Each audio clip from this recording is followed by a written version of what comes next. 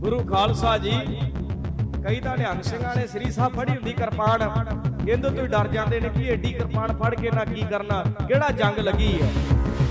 ਖਾਲਸਾ ਜੀ ਇਹ ਸਤਿਗੁਰਾਂ ਨੇ ਹੁਕਮ ਕੀਤਾ ਖਾਲਸੇ ਨੂੰ कि खालसे ने शस्त्रधारी होके रहना, जब हमरे दर्शन को आवो बाण सुचेत तन शस्त्र सजावो।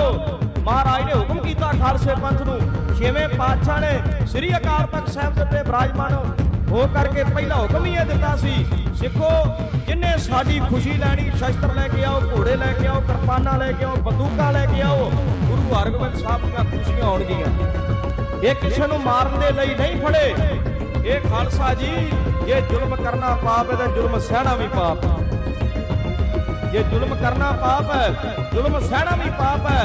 ये ठगी करनी पाप है, ठगे जाने भी पाप है।